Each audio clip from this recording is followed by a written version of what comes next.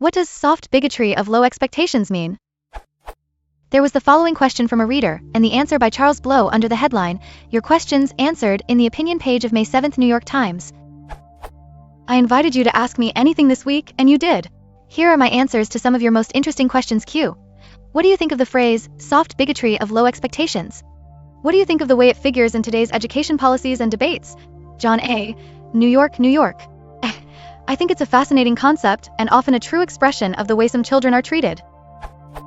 According to Wikipedia, the phrase, soft bigotry of low expectations, was conceptualized by the former President G.W. Bush, and involves much debate. What does the phrase exactly mean? Is this phrase still up to date and meaningful as being questioned now by a NYT reader? In context, from the rest of Charles Blow's answer to the question linked article. I suffered from this as well. At one school, the teacher never expected me to perform, so I didn't. They even tried to transfer me to a slow class, which was full of mostly African American boys, but my mother protested. I changed schools, and the teachers there expected much of me, and I rose to meet those expectations. I was given an IQ test and deemed gifted, and I graduated the valedictorian of my class. Emphasis added, note that Mr. Blow is African American, and the question comes after several others about racism and race relations. His answer implies that his teacher held the racist stereotype that black people are slow, euphemism for learning disabled or stupid, and on this basis, lacked faith that Blow could perform well in school, the low expectations. Blow internalized this stereotype until he changed schools. This is called soft bigotry in contrast to harder forms that were common in the pre-civil rights era, such as black students not being allowed to attend white schools at all.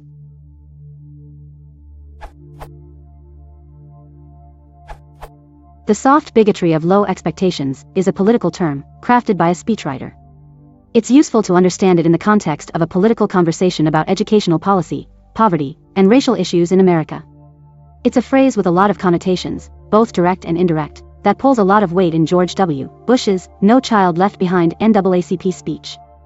Understanding all of the subtext may require reading up on modern-day education reform movements, standardized testing, charter schools, and as well as the No Child Left Behind Act. Whether policies like NCLB and Common Core actually constitute a functional answer to low expectations is an ongoing political debate in the US. I think the spirit of this question, though, is this: what does it mean when bigotry is soft? Soft bigotry is milder and less direct than the most overt kind of discrimination. For example, in the original speech, this is part of a segue to move from talking about racial redlining and profiling, the direct persecution of minorities by the police, to talking about structural issues that tend to affect educational outcomes for minority students. Soft bigotry is subtle. Because it's less direct, it may be harder to identify and address. In other words, people can act in racist ways, e.g. neglecting students of color, without being labeled as racists by the people around them. Soft bigotry is, potentially, unwitting bigotry. The speech hints that even well-meaning people may be perpetuating a bad system. For example, there's a tremendous gap of achievement between rich and poor, white and minority. This, too, leaves a divided society. And whatever the causes, the effect is discrimination. In other words, even without overt or covert malice, or even unexamined racist beliefs at all, someone may be contributing to a de facto racist system. This bit is a big part of what makes it effective political rhetoric that has survived for more than a decade.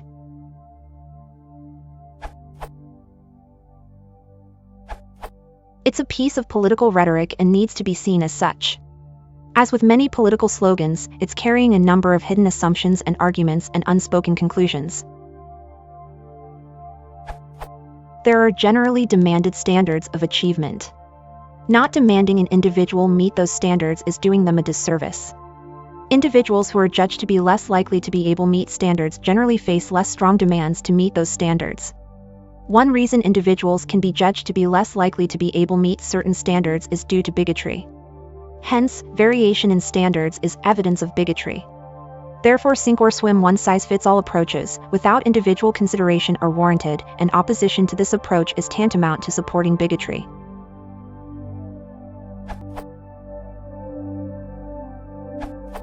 The expression refers to a prejudiced attitude of intolerance with respect to races and religions, especially those which are not the main accepted ones.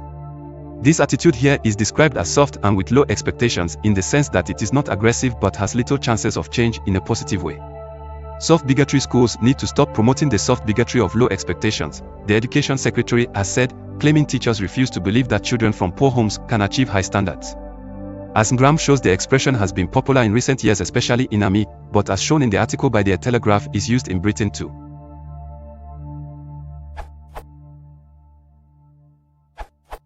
Having low expectations of minorities in schools or other forums of achievement is a form of bigotry.